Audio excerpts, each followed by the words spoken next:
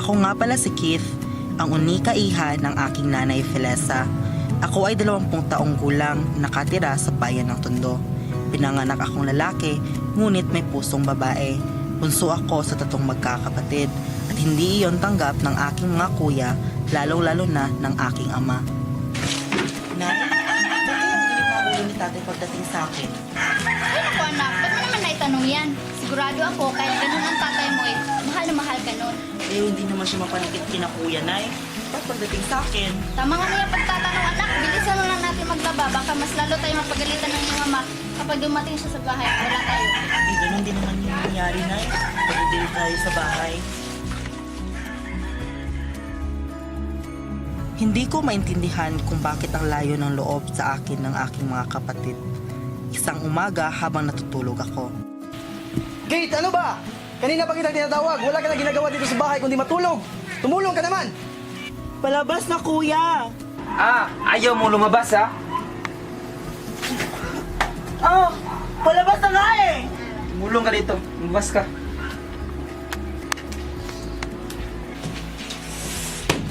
Umagang-umaga ang iingay nyo. Elisa, yung pagkain, asa na?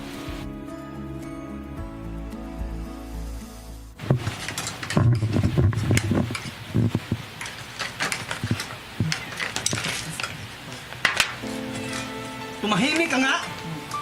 Yan, kuya. Turuan mo ng leksyon ng baklang yan. Ano ba kayo? Kayo nga itong walang naitutulong dito sa bahay eh. Puro barkada lang inatupag niyo. Mabuti pa, tuminom ka na. Yan ang hirap sa'yo, Pilisa. Nabakla na ngayong anak mo. Wala pang natutulong sa bahay. Abay, pinagtatanggol mo pa? Maghinay-hinay ka naman sa pinagsasabi mo, Damian. Baka nakalimutan mo, hindi bingisikit. Kahit nanay, mas mabuti nga yan sa kanya para matauhan at tuminaw naman ang kabaklaan. Alam mo ba, Nay? Nang dahil dyan sa anak mong bakla, pinagtatawanan ako ng mga barkada ko. Nay naman, nakakahiya. At isa pa, ano bang problema mo sa mga anak mo ngayon magbarkada? Eh, mabuti nga eh. Tandaan, isang tunay na pagkalalaking kita. Hindi ka tulad ng isa mong anak na bakla. Damian, anak mo rin siya? Wala! Ako ang anak na bakla.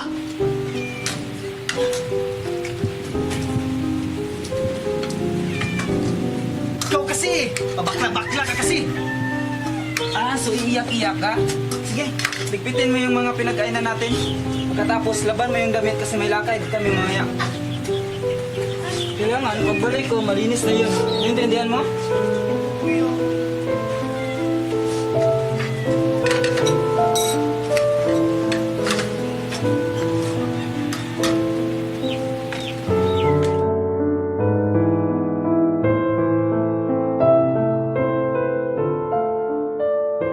Isang araw sa eskwelahan, nagkayayaan kaming magbarkada na mag-bar hopping kasama ang mga kaklase namin.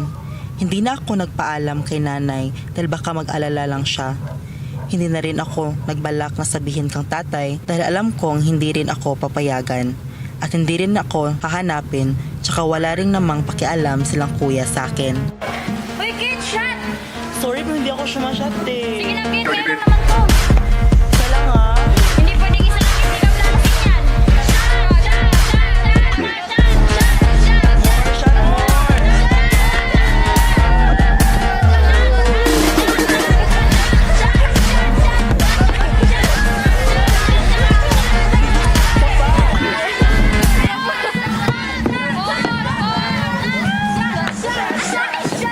Ano ba? Tumingin sa dinadaanan ko. Ito bumangga sa akin eh. Yes, pasensya ka na. Lasing na kasi eh. Wag. Huwag kang humingi ng pasensya. Siya yung bumangga sa atin. Ah, talaga ha? Halika nga lang. Halika na. Anong kaguluhan ba ito? Kung wala kayong ibang gagawin dito, kung magulo, mas mabuti bang umalis kayo dito sa bar ko. Sila yung Wala akong pakialam. Ang sa akin lang, kung sino ang nagsimula, siya ang aalis.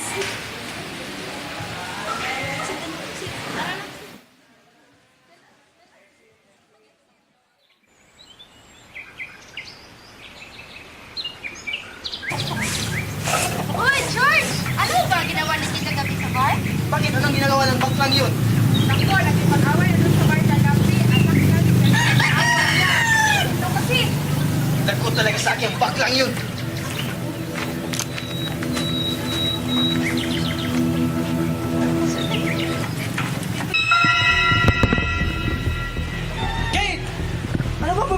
kuya? Alam mo bang pinagchismisan ka dito sa lugar natin? Ano na naman kagagawa ng ginawa mo, Kit? Yung salot nung anak tay, mayroon daw ginawang kalukuhan nung isang gabi sa bar. Ano na naman ginawa mo? Ha? Aray, tayo nasasaktan ako. Aba, sumasagot ka na! Wow, tama na yan! Yan! Nasaktan yung bata! Magsama kayo, mga salot! Pasensya mo na yung amo mo, Kit. Marahil pagod na pagod lamang iyon. Nay, ba't kaya ganyan si tatay sa akin? Anak din niya naman ako, di ba? Pasensyahan mo na ang tatay mo, anak.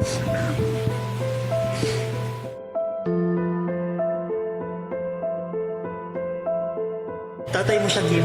Hindi mo siya dapat pagkimkiman ng sama ng loob.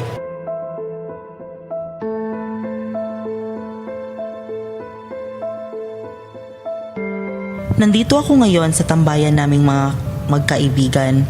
Kasama ko sila Maribeth, Juliet at Marco. Uminom kami, syempre sa kanila ko lang naman nilalabas ang mga sama ng loob ko. Ngunit biglang... Ako na agad. Kakahawak ko na naman ng baso, baka iba naman yung hawakan. Alam, di naman nadating ah! Sana Kit, oh! Kit, Kuya? Kit, naglalakla ka na naman? Tapos ano, gagawa ka ng kanila nito? Ha? Tama na po, kuya! Huwag kayo mangialam dito, ha? Kuya, ano ba? Bakit? Sino ba pinagmamalang mo dito? Ikaw? Itong lalaki mo? Umalik ka na daw! Ano masakit sa'yo? Marco? Marco, okay ka lang ba?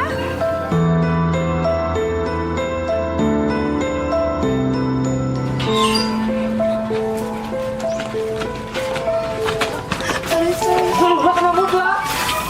Ano ba yan, Damian? Tama na ang nangyayari! Yung anak kong bakla, binangga ako!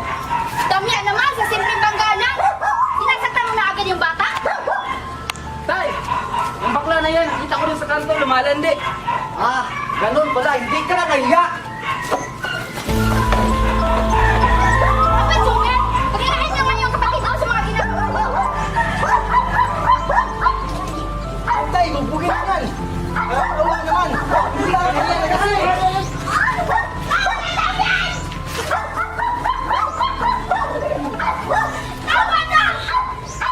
Ah, walang kwenta! Bakla kasi! Nakakahiya! Mahiya? Ako ba dapat ang mahiya, kuya? Nung kailangan mo pagbayad sa eskwela, sinong bayad sa'yo? Di ba ako, kuya? Ako! Aba, nanunumbat ka na ngayon! Pagpapasalamat ang hinihingi ko lang sa'yo, kuya! Eh, ikaw, Kuya Jomer, alam ko na ikaw nagnako ng mga ipon ko. Ni isang salita, wala kang narinig sa akin, wala! Tangan mo na ako ngayon? Hindi ako nagbibitaw, kuya! Nagsasabi nga ako ng totoo! Eh, ikaw, Tay. Anak mo din naman ako, Tay. Hindi konting pagmamahal, hindi ko naramdaman sa'yo. Hindi mo ba ako mahal, Tay? Hindi mo lang tatanggap ng bakla ako. Tumahimik ka! Wala kang karapatang questionin ako! Dahil anak lang kita! Simula ngayon, hindi ko na gusto makita ang pagmumukha mo! Lumayas ka!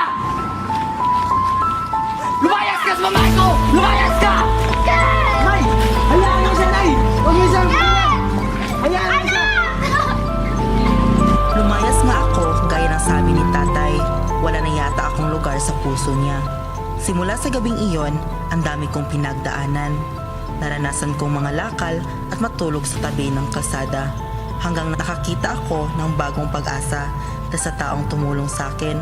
Nakitaan nila ako ng talento sa pag-makeup. Hanggang sa nakapagpatayo ako ng sarili kong kumpanya.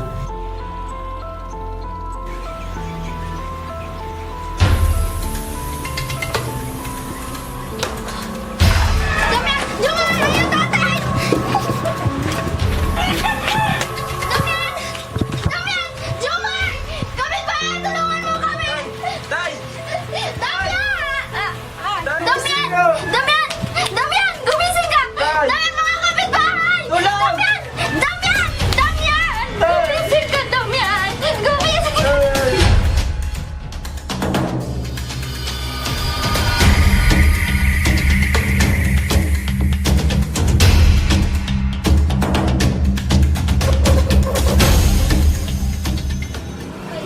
Ma'am, kumusta ang kalagayan niya? Kinalulungkot ko pero hindi na maganda ang kalagayan niya. Ito yung reseta, bilhin niyo sa labas. Sige po, ma'am. Maraming salamat. Jomar, anak. Saan tayo kukuha ng pera? Nay, hihingi na lang tayo ng tulong kay Kit. Tatawagan ko muna siya. Isang araw, habang abala ako sa aking ginagawa, nakatanggap ako ng isang tawag na hindi ko inaasahan. Hello? Hello, Kit. Si Kuya Jomar mo to. Anong kailangan mo? Oh, hindi na ako magpapaligoy-ligoy pa. Hihingi sana ako ng tulong sa'yo. May stage 4 lang cancer kasi si tatay. Wala ako. Hello, Kate, anak. Kumusta ka na dyan? Alam ko, hindi naging magandang pakikitungo sa'yo ng iyong ama. Nak, pwede bang humingi kami ng tulong sa iyo? O sige, Nay. Papadala ko na rin yung pera. Kailangan ko na ito ibaba kasi meron pa akong gagawin. Nurse! Nurse! Ano bang nangyari? Tulungan mo po kami.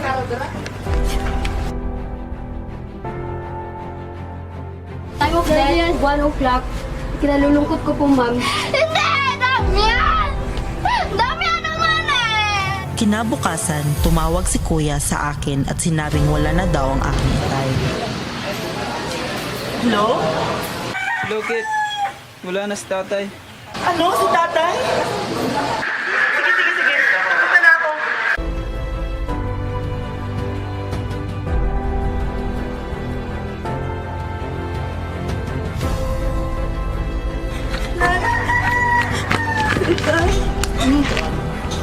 Ngayon, nandito ka na? Kung kailan wala na ang iyong ama?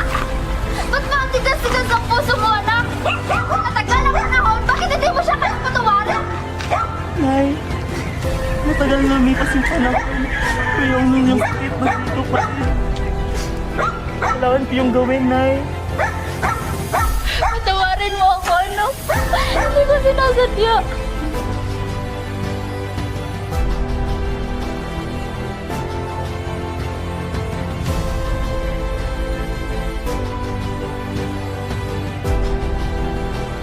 Mas lalo akong napahagulhol at napayakapan ng mahigpit sa bangkay ng aking itay. Nagtagal ng ilang araw ang lamay ng aking itay.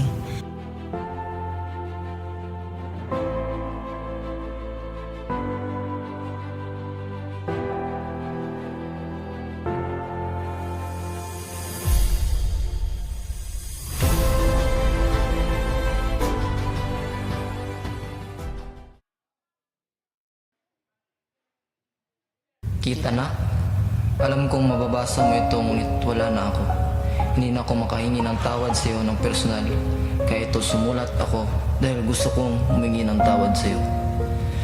Patawarin mo ako anak sa mga nagawa ko sa iyo. Mga pangalipusta at pananakit na dinanas mo mula sa akin. Anak, hindi ko man masabi pero minahal kita.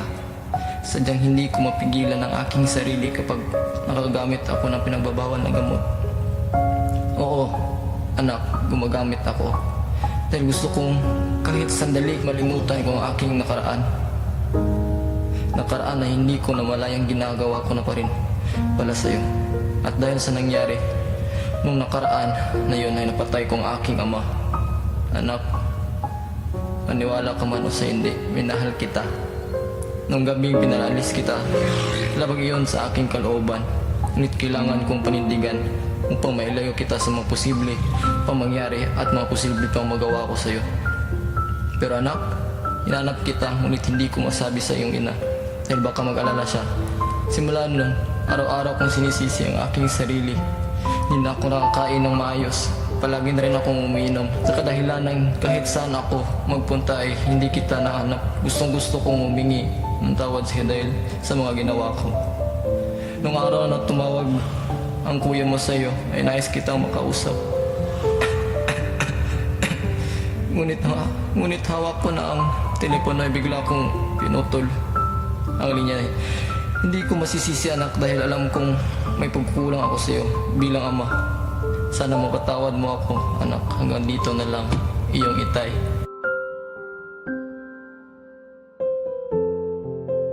Masakit mang mawala ng minamahal sa buhay, ngunit kontento na ako sa kung anong meron ako ngayon.